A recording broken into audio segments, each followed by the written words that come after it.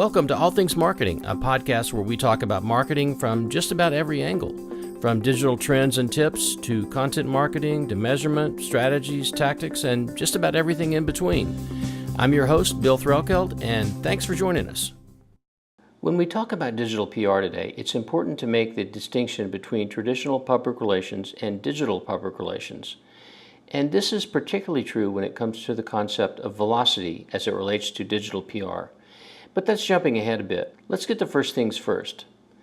There's a lot of confusion around the topic of digital PR and quite a bit of misunderstanding as to the differences between digital PR and traditional PR. I hope to clear up some of the confusion in this podcast. So I'm going to cover two defining differences between traditional public relations and digital public relations in this podcast. But first, it's important to reinforce the primary purpose for public relations, whether it's digital or traditional. And that is with regards to the principle of positioning. So let's discuss what is positioning and what does it have to do with digital PR. Well, many companies mistake positioning as being an actionable marketing activity or a tactic, as if it's something you do to a product or service. Because of this, you'll often hear something like, let's position X, our new product or service, as this or that. But the reality is that companies don't position brands, products, or services, people do.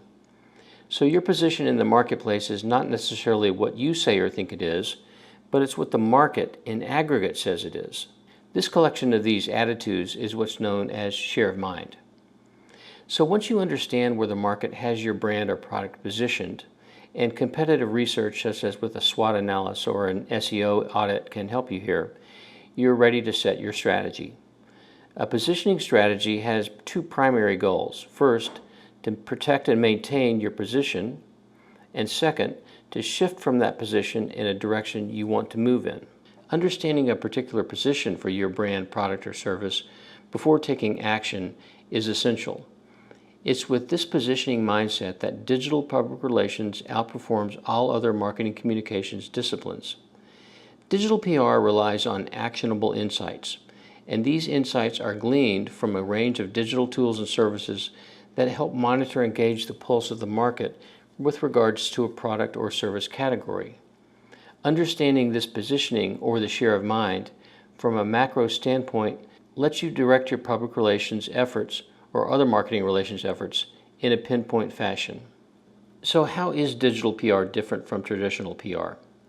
Well, let's circle back to the two primary differences I mentioned earlier between digital PR and traditional PR.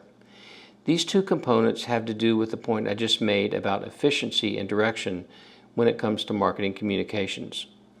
And these two components are speed and velocity. Now, we all know what speed is. It's the rate at which something is moving. And historically, traditional public relations has been reliant on speed for impact. So this is such as, let's get our new product press release out in the market quickly so we can break the news before competitors have a chance to react. And to be sure, speed is an essential part of developing a competitive edge. And we all know the value of first mover advantage. But the problem with speed is that if you're not 100% sure about the direction you're going to move in, you're going to get into trouble fast. And it may happen before you actually realize it. And then it's very difficult and can be very costly to recover. So that's where velocity comes into play. Velocity is a defining characteristic of digital PR. By definition, velocity is speed in a particular direction. So let's circle back to what I mentioned earlier about the value of PR insights, especially those gleaned from digital tools and services that help gauge the pulse of the market with regards to your brand, product, or service. Remember, positioning is something that consumers and competitors do. So gaining real-time insight into the realities of a competitive marketplace and what these consumers are doing and thinking helps ensure that you're going to move with speed in the right direction when you take action. So with this in mind, let's talk about what's next for digital PR. Does this mean that traditional public relations is no longer effective? Well, not entirely, and it's too early to predict the demise of traditional PR as an effective marketing communications tool. But that said, consider how many companies are still practicing old school PR. This means producing press releases, case studies, and other PR content and distributing it to the market based on best guesses when it comes to positioning. It's my belief that this tactic, moving too quickly in a direction without market intelligence that confirms the direction, lies at the heart of why much content never gets any engagement or eyeballs. It's because the content is not addressing topics and themes that the market is interested in at that particular moment. So while it's too early to predict the demise of traditional PR, the writing is on the wall. Digital PR allows you to move quickly and efficiently with velocity.